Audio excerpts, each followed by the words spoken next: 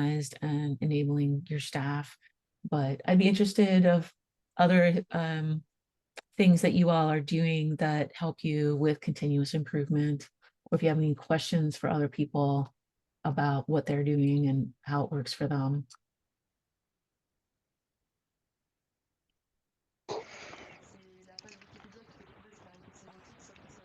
Question maybe, is somebody using the continual improvement module for their to track their own platform continuous improvement? That's a good question. Anybody?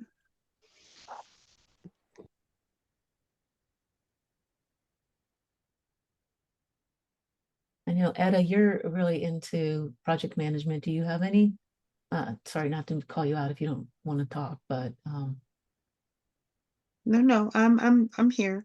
So I am a big fan of ideation, not necessarily the way that it's set up on the platform with the portal, but before the ideation portal, we just had idea. And if we really take a look at those tables and start to build your intake in from that, you can actually establish continuous improvement within that table without bringing it into demand, because you don't want to bring anything into demand that you're not planning to do anything with. So use demand truly for planning and prioritization, and use ideation for that continuous improvement. And so I've always done that, even when I was a customer. Yeah, Ideal's been on there, well, since Fuji. And then it kind of got repurposed. And in CSDM5, you're going to find out that it's going to come back with a different flavor, but really kind of take a look at that. Thank you. Yeah, so we are starting to use IDA management on our side. So sorry, I didn't introduce myself. I'm from Airbus. So we start to implement it. But yeah, for me it was different. ID is indeed anybody can raise an ID, but after you have to select the right ID to go to a demand. While continual improvement is, you know, you have an issue in terms of process, in terms of KPI, in terms of problem, and or survey, for example, and then you detect an opportunity of improvement from that. So for me, it was not exactly the same purpose, but okay, thank you. Mm-hmm. And if you have any questions, reach out, because like I said, there's not really a lot of detailed documentation on IDEA. You know, there's like the product feedback or what have you, but before all that was there and the base table as it was intended back in Fuji, it really has kind of grown off to something different. So I'd be happy to answer any questions and help you through that. Thanks, Etta. Okay. Quick question, as it is the first time that I participate, how we can connect each other? Is there, is it from the ServiceNow community? Is it, do we have the list of attendees? How do we exchange? I'm getting ready to put, oh no, what is going on with my keyboard? You guys, this has been the craziest week. First we had the earthquake, then the power went off, and I'm typing my email address in the chat and it's coming out as numbers. Do me a favor, can you look me up on LinkedIn and connect? And then I'll reach out to you that way. Okay. I'm typing my name and it's coming out as 553. It's like, oh, well, that's not good. Wait, I ordered a new laptop, so it's here today, but yes, interesting week. You can open an incident. Absolutely. That was good. That was good. I needed that. I really did. Yes, and if you want to share in the chat, you can do that as well. And I also dropped in the chat there's a platform owners community resource center area for you all, and there's a forum in there, so you can also interact in there as well. Any other thoughts on continuous improvement that anybody else wants to share, or questions they want to ask? I can jump in if that's okay. Hello, everybody.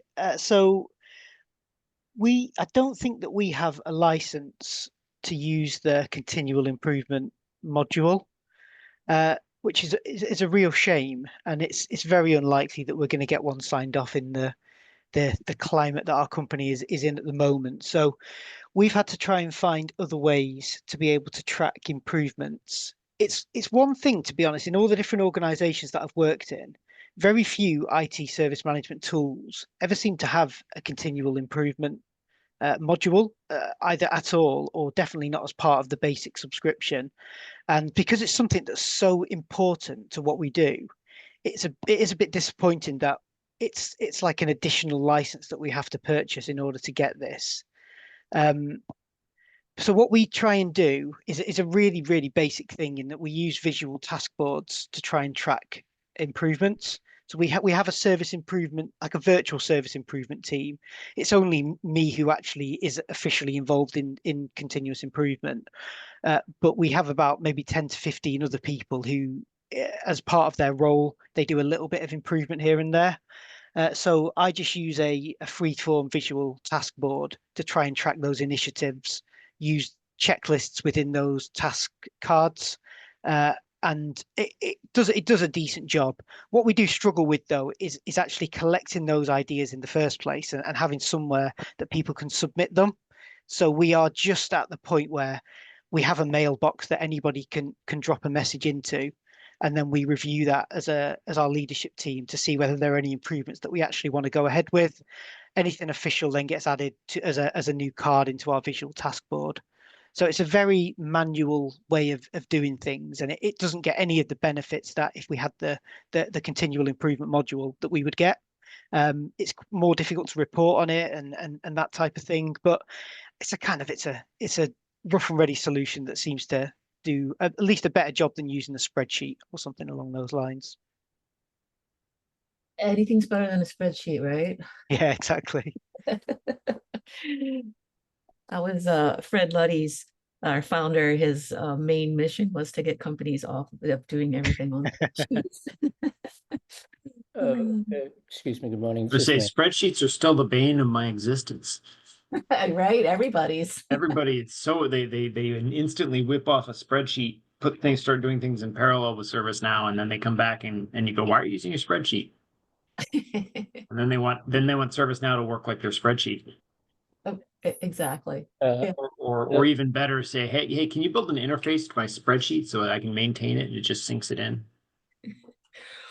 Actually, I'm about to comment on that one. A long time ago, before even Visual Task Board came about, I kind of worked with a solution consultant. I think that was Fuji era, right? Where I created with them, right, building the back-end scripting, a Kanban board, right? The idea, we call it intake management capability, right? We built it on the ServiceNow platform, and pretty much what we did is just like what you're all doing, right? We're usually creating that from a visual task board perspective, which is a Kanban model, right? And the way we try to take information is to use the service portal, created a catalog item for that, and kind of fed the table for that, and then eventually it gets presented in the visual task board or the Kanban, right? That we have. Just an idea. Yeah, I was going to ask if anybody was using like a service catalog request or an incident to capture ideation, because that's another way you can do it if you don't have ideation. It's not pretty, but it is a way. Yeah. Preferably, I would encourage using the request management rather than the incident management, because technically that is not an incident. Exactly. Yeah. Anybody else want to lean in here on this conversation about continuous improvement?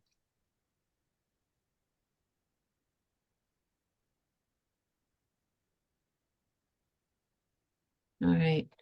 Well, if there's nothing else on that, we can segue onto the next topic I was kind of going to hit on today, which is kind of related to continuous improvement, which is measuring value in the platform. And I will be the first to admit that ServiceNow doesn't do a terrific job of providing you with a lot of tools to help you, do that. I mean, we do have improved some things recently where we, have some KPIs to suggested for each of the products and that sort of thing, but we don't really help you set a baseline and then say, oh, 6 months after we implemented ServiceNow, we've had this tremendous ROI. But I do have a couple of resources in here for you. One is a reporting Ask the Experts webinar that we did a couple weeks ago, where we talk about how to use the reporting module, and then the new data visualizations is what they're calling it. It's built on the existing reporting platform. And then I also have a workbook in there that helps with figuring out how to measure value. But I'd be curious to see in the lack of ServiceNow resources around this, what you all are doing that you might want to share with some of your colleagues here.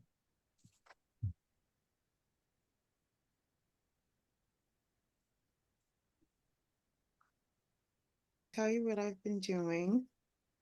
Out of the box, even though the goal framework and SPM is licensed under professional, out of the box with SPM not installed at all, because in part of CSDM, the goals are there. So I do OKRs. I have our customers do OKRs. John Doerr has a wonderful training on OKRs, and we'll have our customers do that, because you've got to pick a framework, and how are you going to measure value? And OKRs are all about measuring values. So you can set up the objectives, you can actually align them back to your strategic priorities or your strategic plan. When I start with the customer, the first thing I ask them is, can we see your strategic plan? Because everyone has one. And we'll extract out, their long-term goals, and we'll go ahead and create objectives. And then the key results, the measurable pieces, will create that there. And so if you want later on, we can put something together, and I can post it up into the community. But there's a lot of goodies in the platform, and the only reason why I know is just because of the amount of time that I've been on the platform. But this one stands out. But what I ended up doing is aligning it to OKRs. John Doerr had training, go to What Matters, and you can get training on OKRs and then come back and apply it into ServiceNow. Awesome.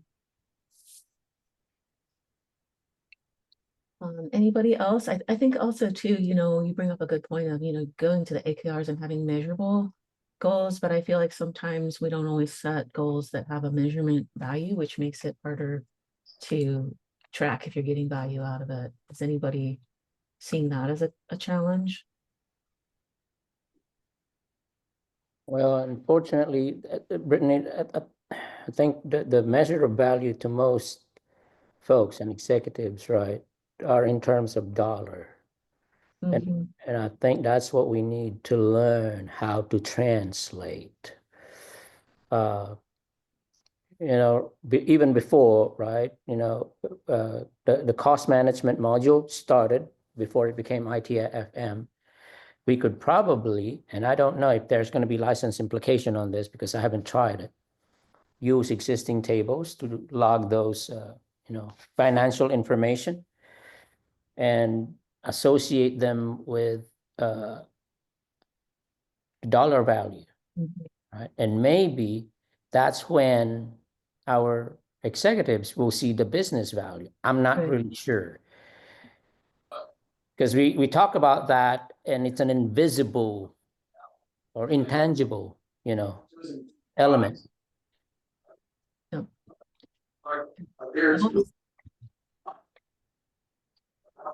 That half the time that we throw away these things.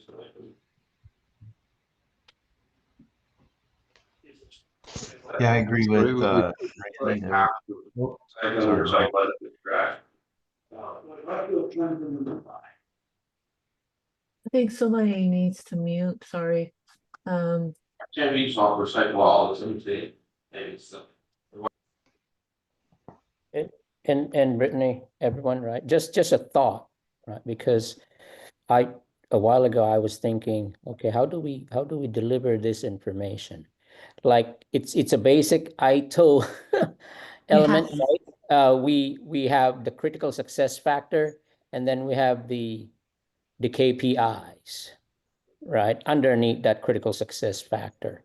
And I'm thinking, is that something that we could say, okay, by implementing, let's just say, implement management, what are the critical success factors to say we have achieved a, I don't know, level 1, level 2, level 3 maturity, right? Mhm, And then right. for each of those, add the KPI. And from there, I think that's where the numerical value comes in, the KPI, that potentially can be translated into some kind of a dollar value. I don't know. I'm just thinking that way because I thought about this a while ago and couldn't get it implemented. Hmm. But But it Yeah, takes time. it's not a direct translation you can do from a KPI, which is measuring a performance or an achievement.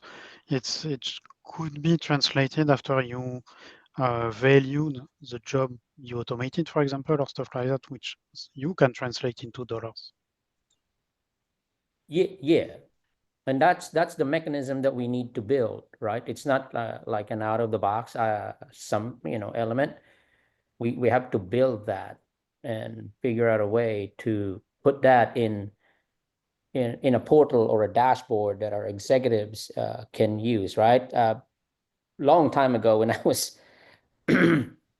still studying, there is a word called decision support system, Yeah. right? I look at what we have today, that's the dashboard and the portal, right? And executives should be going there if they want to see, oh, how is ServiceNow adding value to my organization? Do I need to invest more money for it, or do I need to reduce? Something like that.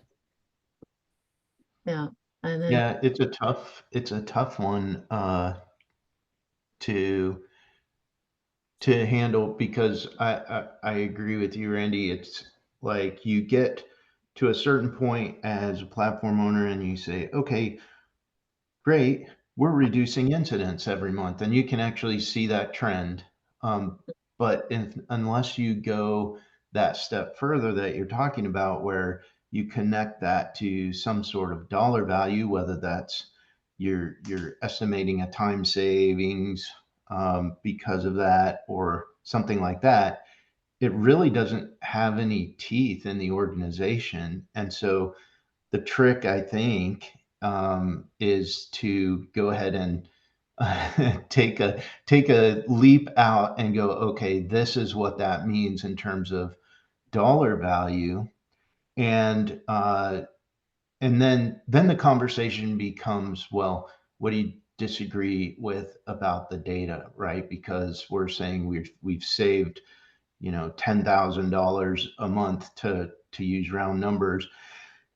And if you disagree with that, okay, what's wrong with our calculation? It becomes a little bit of a different conversation. But at the end of the day, I have seen people be able to express that in dollars and then use like very simple kind of PowerPoint use cases where they said, here was the problem, here's the capability we used in the platform to solve the problem, and here's the no kidding data, dollars and cents savings that we generated over the last, year or whatever the time frame is. And then that became like a really valuable slide, a really valuable story that they were able to communicate pretty easily for those decisions all around, okay, should we continue to invest? Should we not? Or are there other things that we could do? So I've seen it work, but it does take a lot of effort to kind of make the jump from, hey, we're decreasing incidents, something that we can see very easily in the platform, some metric, to the dollar and cents metric. And Yeah, but it's that's usually a side effect, basically, of what we are doing in our respective platforms. But a quick example, I did some equivalent things not long ago. We had to defend the price of an HR module. It was lifecycle management, if I remember correctly. I tried to demonstrate with HR data, with finance data, the cost avoided, the potential cost avoided of a non-working day when people are moving to the company or moving inside the company. And with their numbers, I just put a price on that. and it was as easy as that in brackets, and it was very powerful. Mhm. Yeah, for the life cycle event. Yeah, I think HR is one of the areas where it's hardest to show that, but it's like so important. So that's really awesome. I'm seeing some good things coming in the chat here. Is there anybody who's dropped in the chat that wants to talk?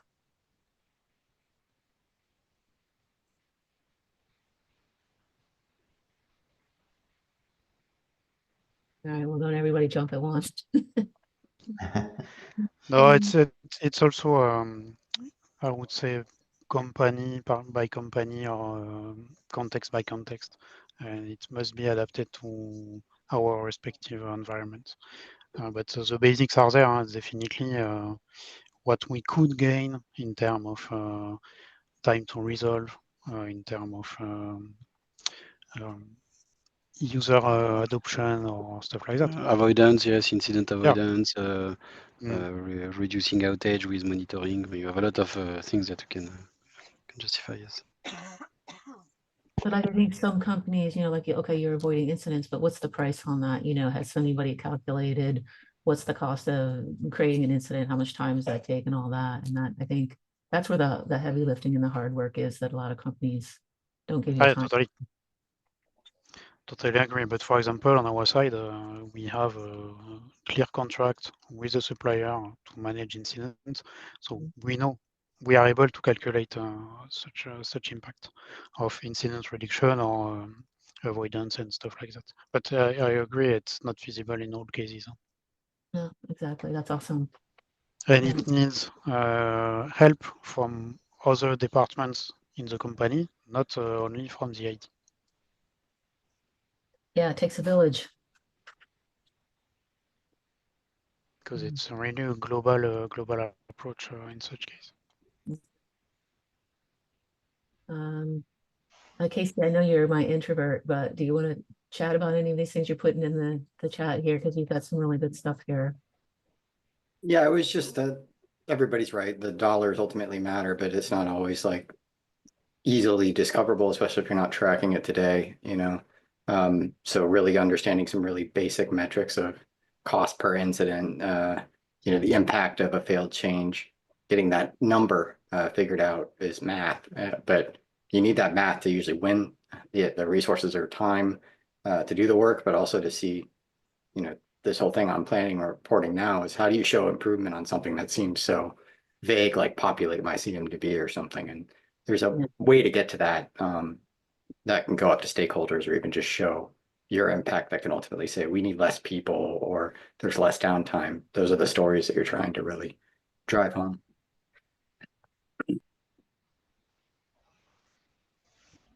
Yeah, and it also depends of the maturity of the actual use case or business case we are trying to measure.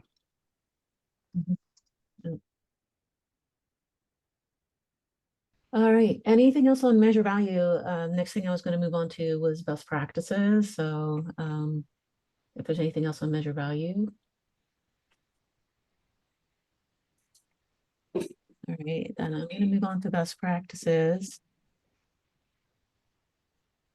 So I have a link here that goes to a new area that we're calling My Now. I don't know if you've heard of it.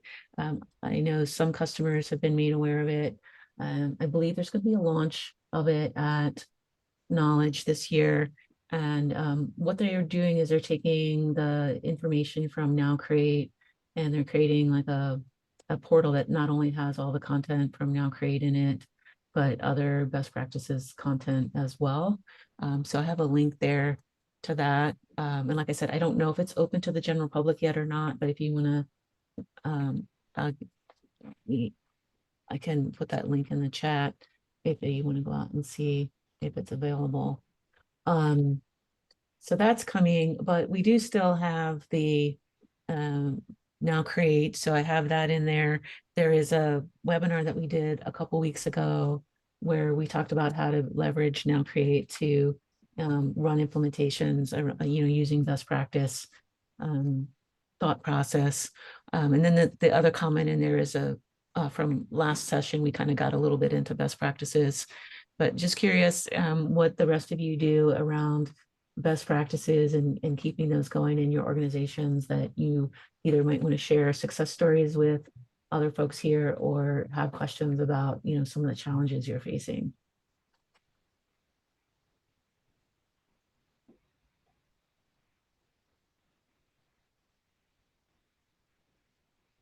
First, I think you pasted the previous link, no? The one you pasted already earlier. Yeah. Sorry about that. Sure. And after, regarding best practice, yes, it's always a challenge. For me, the main challenge is the partners we are working with. So the subcontracting companies, that they don't have enough the skills often. So they, at least in Europe, I don't know if it's the same everywhere, but they will say that they are expert on a module, but actually you can see they just manage the standard training of this module and never implemented it. Or they are still using very old technologies. We are working a lot with offshore teams, and they are still doing workflows years and years after it should be avoided, except for certain use cases. These kind of things, without, they don't know the standard modules, so they're proposing custom solutions where you have some native solutions which are like that. We are struggling and fighting every time on our instance to to try to keep that, but I don't have a magic recipe on this. I think we could do a whole session on how to choose a partner. Because you're right, some of them go to the training on the module and then they say that they can do it, but they're learning on your dime, right? So yeah, that is a challenge. Can I just give some 2 cents on that? Yeah. And I'm saying this from the partner perspective, but also from being a customer for a really long time. What everybody is saying is true. And I've literally spent the last 3 years cleaning up implementations. What I'm enjoying now is this shift and the information that ServiceNow is providing through Impact. First, check to see if you have Impact.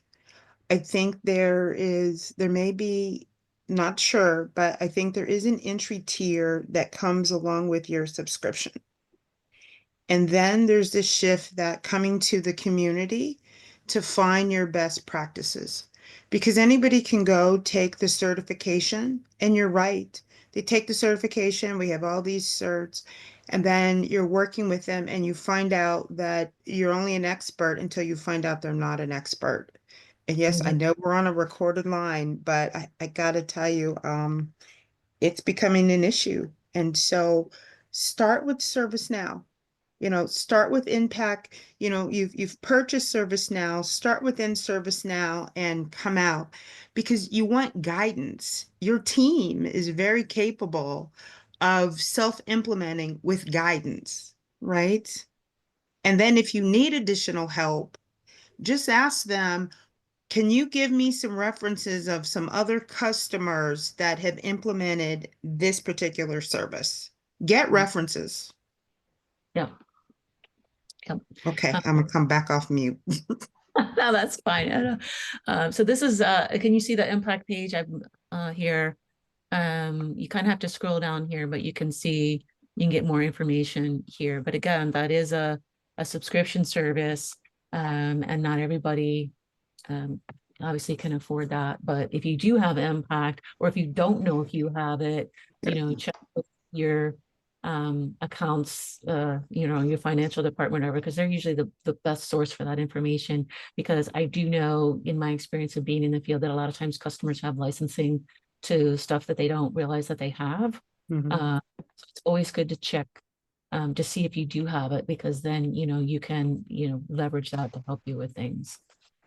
And that's really where the beauty of our function as platform owners, right? We kind of continually talk to ServiceNow, for example, to learn more of those and discuss what do we have, and then convey to our upper stakeholders what would this mean if we leverage it. And and I'm kind of stammering because there's so much demand to move fast. Yes. Hold on. Let me just, all my devices are connected and this is ringing.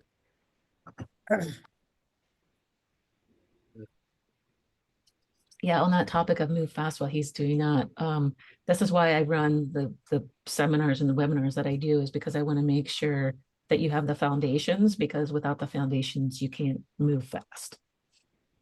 Yeah, and that's the thing. Moving fast is not just implementing it and getting it done. Just like I forgot who spoke about cleaning up after a partner, right? And I think one of the gaps that I have been through is the fact that we sometimes do not have full ownership of what's happening in the platform, and someone does it independently, right? We have to have a way to say, just like the governance part, to manage what a partner will be doing and say, okay, here's my, and it's an extra step in the process, right? Here's my guideline. Did you do this? Before we even allow something to be cut over to the next instance, like tests. If not, it should be part of our, what I would call management or control, to say, well, you didn't do this. And even before the start of the engagement, they need to know that they will have to comply with these so-called governance items in building the application. Just a thought. Yeah, and I did just drop into the chat. I did last year ask the experts on how to work with partners. And, one of the things that we stressed a lot in there is you have to own it. Because a lot of times companies will engage a partner and they just kind of throw everything over the fence to them. And then the partner leaves and maybe you don't have great knowledge transfer and then something happens. Or then you're trying to upgrade and you find out that they created a custom table because they didn't know that there was an out-of-the-box table they could use for something. So that webinar gives you some tips and tricks on how to work with partners and vet those and make sure that you have a governance set up with them, right? To make sure that they're not going off and doing things that you don't know about.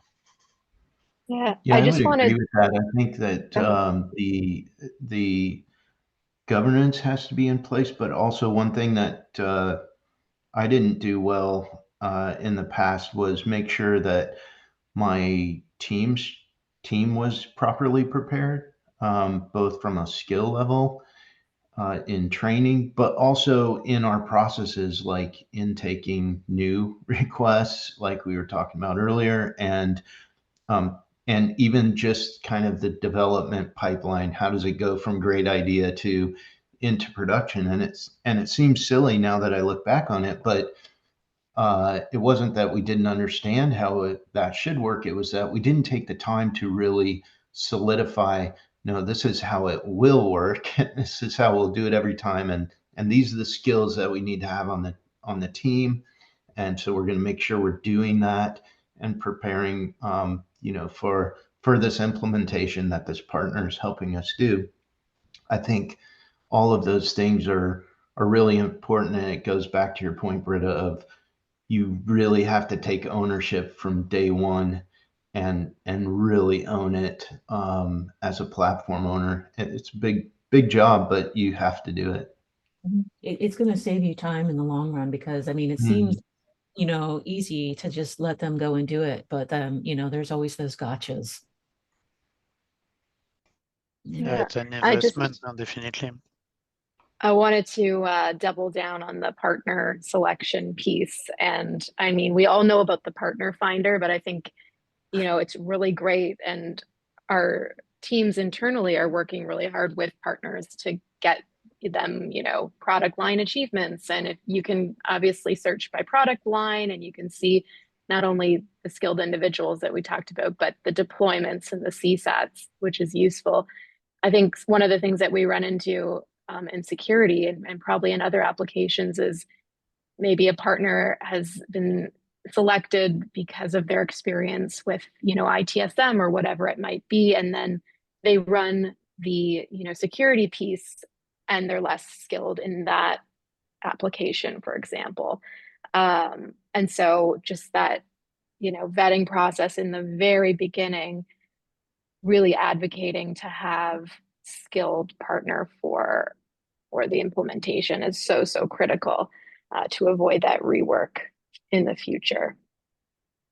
Yeah, and to glom onto that, also, you might have a partner that you've had a great relationship with doing ITSM, but to Sarah's point, if they don't know security, then you have to make the decision of, do you want to work with them and work into the contract that, they're not going to bill you for all the time when they're trying to figure out how security works, or are you going to go get another partner to implement a module that has very specifically different needs from what that partner is able to give you?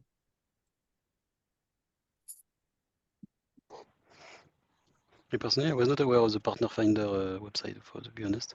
So it's I will look into that, and thanks for the webinar as well. Yeah, absolutely. Yeah, and Casey makes a good point about time and energy. It seems like it always gets down to time. Everybody's in a hurry. And, we hurry up and then we have, issues later. And also starting with the answer and not the story. That's a common one too.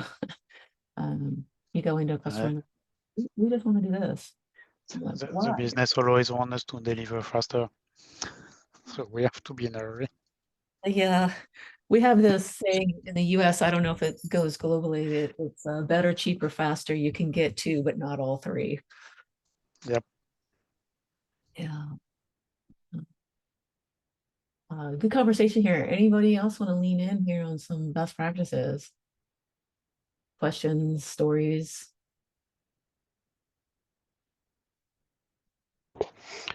Now, just one thing as well in terms of a need, sometimes is how to slow down the business, because they want to do things, but actually, sometimes you just have to wait 2 months and you have something coming from ServiceNow or a plugin or whatever, and yes, so you tend in the end you end up developing something that will be available standard a few months after. So it's Yeah, it's a challenge as well. yeah. And we used to run into that when I did implementations. It's like, oh, okay, well, a new release is coming out in a month. Should we start development now or should we wait? And all those questions. So it's a good thing to step back and take the time that you need. But also, we've talked about some ways to quantify how you can get upper management's attention, because it's always the bottom line that gets their attention. Yes, and Dennis putting in I did not pay Dennis to put in a commercial here for Impact. All right. Any other questions or thoughts around best practices? Okay. Viva, I hope I'm saying that right, says, any best practice recommendations on complex business reporting? Are you doing it all within ServiceNow or using other tools? On our side, so for Airbus, I say our because Olivier and myself are in the same. We are using a Click, so we are exporting data from ServiceNow into a small database that is then after feeding a Click reporting solution. We are using a manual, our in-house exporting of data, and we are not using a Snow Mirror or this kind of tool, but yeah, several companies which are using indeed Power BI or other type of tool as well.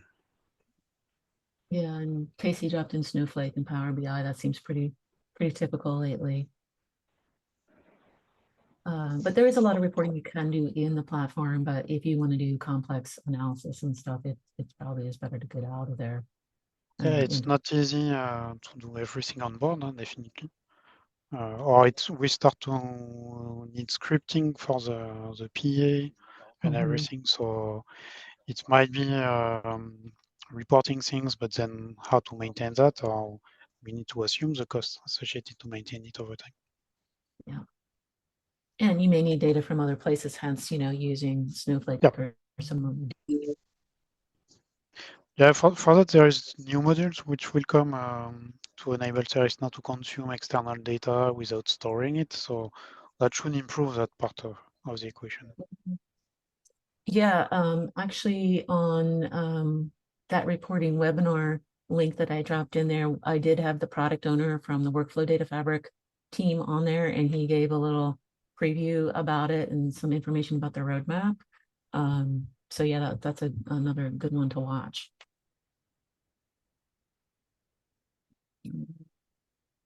I love Mark. Amreen saying, smooth, slow is smooth, smooth is fast. Mhm.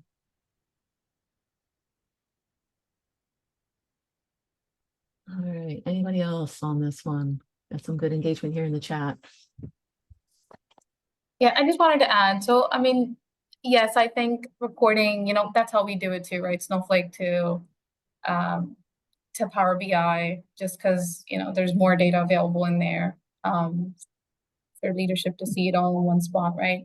But I think what I kind of struggle to get answers on is how do we define the roles and responsibilities, right? I mean, ServiceNow's data is pretty complex, right? So if there's some other team kind of creating these reports and presenting that data for you, like how does that kind of, I don't know, I mean, we're kind of, we've just started doing it maybe in the last couple of months. So right now we just have kind of like that Power BI team do it for us, but I was hoping to see how you guys do it in terms of like how, the roles and responsibilities. Do you have like ServiceNow people sitting on that group? Like, how does that work?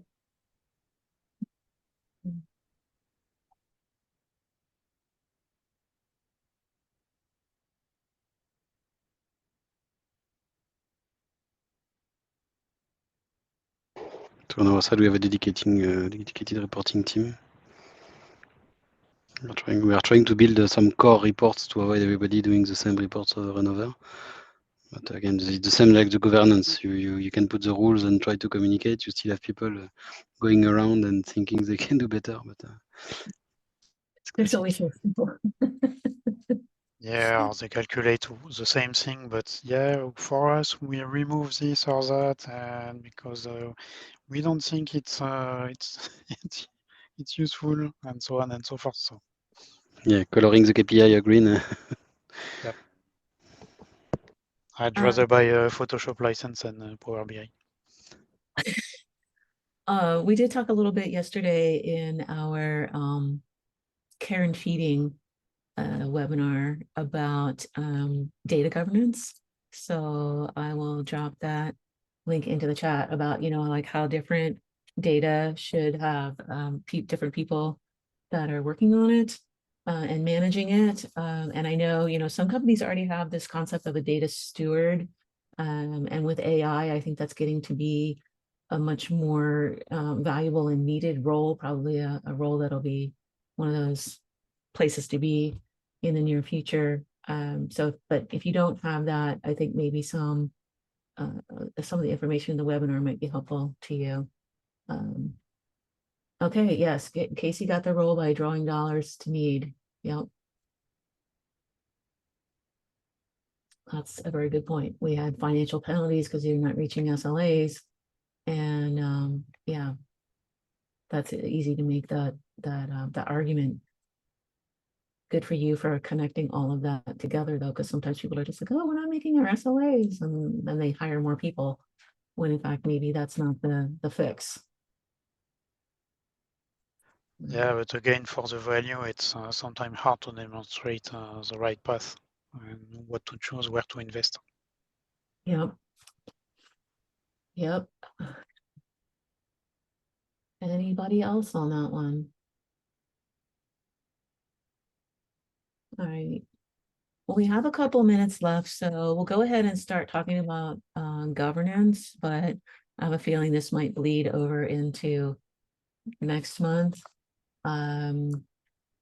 We did have this comment from someone in the chat last time that, you know, we live by the mantra of, you know, you have to live out of the box for 3 months as opposed, you know, to push back on doing customizations and then making their case for something that doesn't, you know, meet out of the box.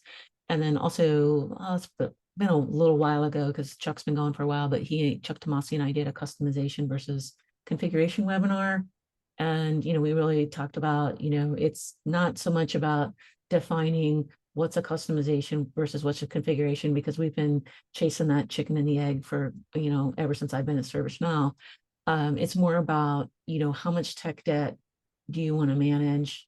And, again, how are you going to quantify that to decide, like how much customization versus configuration, and also just making sure that your, your developers that, they love the platform, right? They like to play, but, that doesn't mean they have to recreate something that's already in the platform. So that's another part of it. And Brittany, my apologies, this is Randy talking again.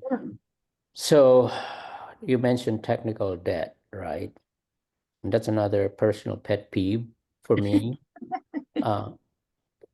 Those should also be tracked. We have to put them in the continuous improvement log, right? Because, as the word says, it's a debt. We have to pay it off somehow. Otherwise, we're going to have to deal with it downstream anyway from a testing or retrofitting perspective. 100%. And you're going to deal with that every time you upgrade, right? So yeah, it's a continuous technical debt it stays with you, kind of like onion breath. Any It other sticks thoughts? like chewing gum, you mean? Yeah, it's something we requested. We have our run team preparing the upgrade, and we requested them. Okay, how long are you reviewing all the skipped change, these kind of things, and try to measure these kind of things, the time it takes in the upgrade, especially now, because in our model today we are doing one upgrade every year. We are jumping one version each time. But now with the new topics, with AI and so on, it can be more available to have every upgrade, because you have new functionalities coming more and more. But for that, you need to make sure that the upgrade path is not taking you 3 months to do the upgrade. So yeah, we are trying to optimize that. But definitely the live without the box for 3 months is a good thing, because they're coming with their requirement, with their process, saying, okay, I want to use ServiceNow, but I want to stick my process into the tool without adapting anything. Yeah, we are trying to force them to say, okay, try the standard functionality at the beginning, and do a POC with it, and then see what can be improved from that. But not every business on our side is receptive to that yet. But, yeah. It really takes a discipline. I don't know if it's out on .com anymore, but we had this interview that we did with Jabil, which is a large privately held company in the US that makes computer parts. And they were able to do an upgrade in a day because they had a very strict governance process. Every piece of code had to go through their change advisory board.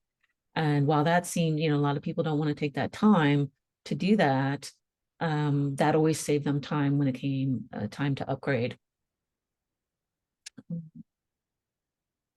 So, yeah. Any other tips around governance or questions that you have, or ways you overcome objections? Because, sometimes management's like, well, we don't have time for that. We just need to move quickly. We need to execute.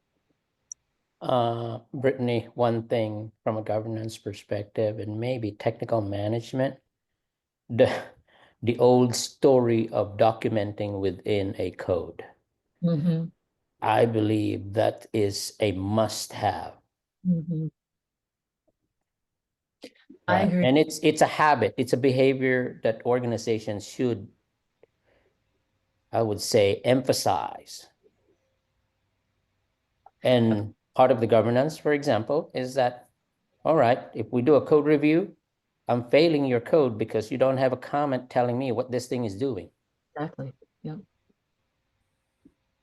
And that is extra critical when you have a partner in there that is only in there for a short time. Some people have partners that stay embedded with them, but if you just have a partner coming in for the implementation, if you don't have them commenting their code, then, if something goes wrong, it's like a hornet's nest to try to unravel all of that. Okay, another one, Brittany, because I've been involved in this. So I'm the platform owner. My director decided not to involve me in the conversation with a partner. Implemented ham, right? Okay. And then knowledge transfer happened. the first thing that I've observed is that knowledge transfer was not done right. It didn't walk through all of the things that they did. Yeah. In my opinion, if you're implementing, even if you're implementing an out-of-the-box component, you should put it in your knowledge transfer documentation, Yes. right? As part of the process, because you can't assume everyone remembers. Right. And that's one thing. Knowledge transfer, making sure that, let's say you're implementing HAM, for example, right? Whatever process you have implemented based on our requirements, that should be in the knowledge transfer document. Components that you use or built to address that requirement should be in that knowledge transfer document so that I don't have to email the vendor and saying, oh, Right. what did you do here? Something like that. Yeah, and maybe they get back to you and maybe they don't, right? Yeah. Yeah. Yeah, and I have a situation where what is that story? Oh, there is a life cycle trigger based on the, I think, end of life support information. And the system automatically generated notification, thousands of them, right, including the associated request item. And I couldn't touch it because I don't know what's going on. I have to call in the vendor, right? If I try to just execute a manual cancellation of the request item, it doesn't complete the process. So I said, well, that's a problem. So we ended up calling them in and making them write a fixed script to cancel all of those. Ugh, fun times. Yeah, because I didn't know what they did, right? And so, dang, I said, I don't want to wreck the system. Right. A couple people have been chiming in here about CSDM, and I put in a link to some webinars that John Zhang has done with me. He's one of our MVPs that we've done around CSDM, but oh, I guess Benjamin had to drop, but Casey, would you want to talk about that at all? Yeah, I just like having a roadmap to explain thoughts that I can't quite put into, a systematic way. So like if I'm thinking about we need to do something, we all got to answer those questions on governance that are kind of handled by that framework. Who manages it, what team supports it, who does something when it breaks, what are the SLAs? They're all captured in that model. So even if you don't have CSDM kind of operational in your instance with all those tables filled out, like it helps for planning to have a playbook kind of how to structure all that stuff. And do you have like a fully built out CSDM at your organization then? I do for so I define solutions as like what our teams deliver in that model. And I started tying services to them, but I started at the top down. I just started defining services and service offerings and portfolios because getting deeper into CIs and products and stuff just was not going to happen realistically. But being able to encapsulate all those things into these bigger buckets was helpful as a bottom up thinker. I needed to get it up into what is it ultimately doing? And it was just nice to have this spreadsheet that has those fields and ServiceNow terms that clicked with my head to go, oh, okay, now I understand the picture, Cool. Does everybody know what CSDM is? I guess I should have asked that before we kind of went down this rabbit hole. If anybody doesn't know, it's not a mark on you, but just want to make sure everybody knows what we're talking about. If you don't, or if you want to learn more about it, I did drop in the chat. There's 2 webinars, like I said, that we did. Thomas has a question here. Team general question, does your team consider ServiceNow to be an application or a program?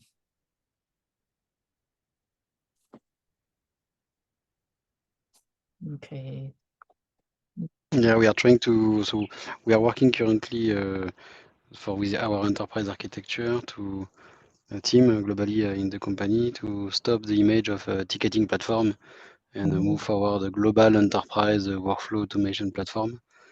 So either to develop an application, to use functionalities, but really more as a platform than a single application or services. And I see Brad put in here workflow development platform, which is, yeah, I think a really good way to think about it. And even when it's defined, they define ServiceNow as application platform, and then your applications on the platform is, so ServiceNow is platform host, and then your applications. So even when you define it in your business applications, you can define the platform, and I'll usually do now platform, make that platform host. And then when I add in the actual applications, like incident management, and then where it asks for the host, then I'll associate it to the host. That way, when you do your modeling later, it links Okay, cool. through CSDM. Shoot, I see we're down to 2 minutes, and I didn't really want to interrupt the conversation, but where do we want to go next month? Any topics? Do you want to continue talking a little bit more about governance? Or you know, do you want to talk about, we could talk about working with partners? That was one thing that came up today. We could dig in more to CSDM.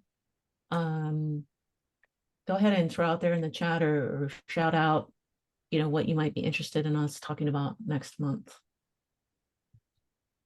Hi, this is Shareem. I'd like to talk more about governance. And I don't know who was just speaking, but we also identify ServiceNow as a platform host here, and then have the respective, based on the capabilities, respective applications listed out and tied back in our business application table as well. Okay, so maybe sort of a combination of governance and how it ties to CSDM. That would be perfect. Ooh, that would be good. You hit it. Sometimes I get it, you know, what can I say? Also, there's a couple questions about citizen development in the chat, so I just threw in, I did a webinar with, I think it was Laszlo Bala, one of our MVPs earlier this year on that. Okay, knowledge bases. Okay. Yeah, okay. All right. Well, I'll work on platform owners and governance and CSDM for next month. Maybe I'll bring on, see if we can find some experts to help us with that from the ServiceNow side or from the customer side. But we are right at 11 o'clock, so I don't want to keep you all. I know some people have already had to drop, but thanks for awesome interaction and conversation today, and look forward to seeing everybody next month. Thank you. Thank you.